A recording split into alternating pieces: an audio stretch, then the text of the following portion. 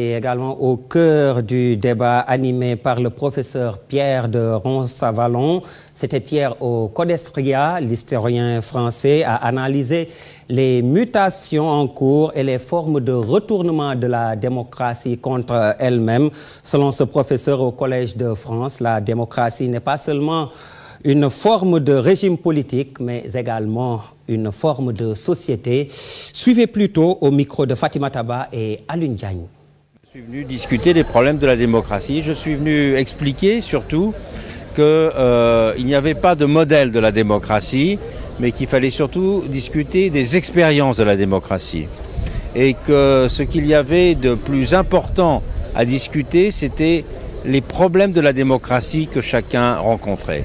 Et au fond, le véritable universalisme, ça n'est pas de reproduire le même modèle. Le véritable universalisme, c'est de réfléchir de concert sur les difficultés que l'on rencontre pour réaliser la démocratie.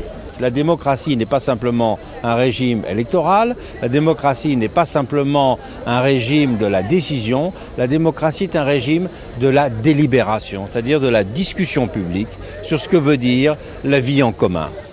La 13e édition de la Foire internationale de l'agriculture et des ressources animales a démarré ce 12 avril, une foire qui offre une grande visibilité aux produits locaux, mais aussi aux produits de la sous-région. Nombreux sont donc des étrangers qui participent et qui apprécient bien. Du Niger au Mali en passant par le Burkina Faso, les exposants de ces pays viennent offrir aux visiteurs d'autres couleurs et découvertes. Cependant, en retournant chez eux, ils rapportent beaucoup de nos produits.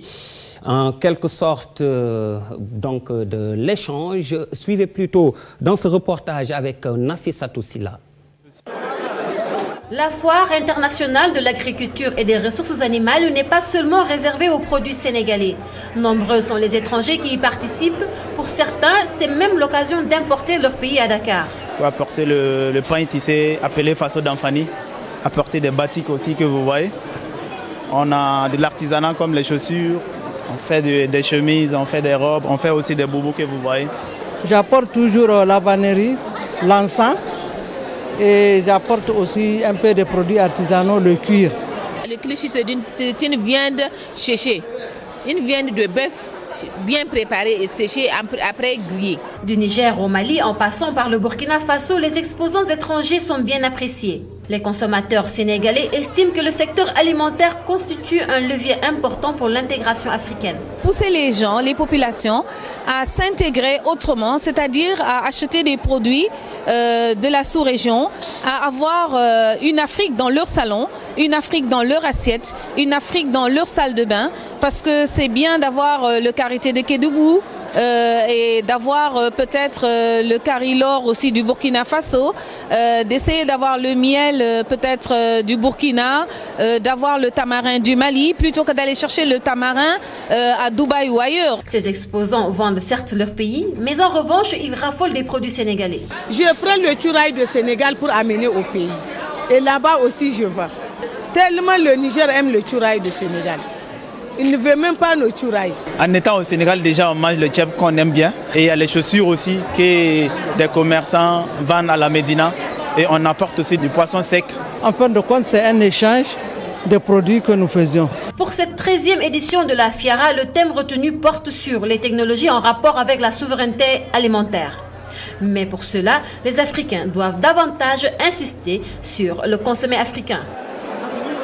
Nafissatou Silla, seul bémol, les clients se font désirer à cette 13e FIARA. Ce n'est pas le grand rush. Depuis 2 ans, ce marché public est transféré au CICES. Et selon les exposants, c'est parce que l'endroit n'est pas accessible aux clients. Conséquence, leurs produits ne marchent plus comme avant. Marie-Christine Mendy. Pas encore le grand rush à la FIARA, qui pourtant a ouvert ses portes depuis 3 jours. Les stands sont vides au grand dam des exposants. Pour l'instant, il n'y a pas assez de visiteurs. Ceux qui sont là n'achètent pratiquement rien. Mais j'espère que pour ce week-end, la vente sera meilleure. On a remarqué qu'au niveau de la foire, les gens disent que c'est un peu excentré. Hein? Je pense que les organisateurs auraient pu retenir la place de l'Obélisque, qui était beaucoup plus connu et beaucoup plus accessible à la population. La cherté des produits est l'une des principales raisons de l'avis de beaucoup de clients. Pour les prix que je viens de demander, à mon avis, c'est quand même cher. Parce que les noix d'acajou, ce petit sac qu'on m'a montré qui coûte déjà 2000 francs, à mon avis, c'est cher. Les exposants se défendent et trouvent les prix à la portée des clients. Cela en dépit de la conjoncture économique. Nous payons très cher pour transporter nos produits. Par exemple, pour les légumes, c'est 500 francs le sac de 25 kilos.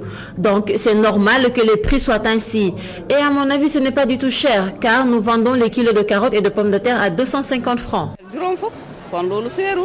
La Fiara ferme ses portes le 22 avril prochain. Les exposants espèrent un rush au cours de la dernière semaine pour la liquidation de leurs produits.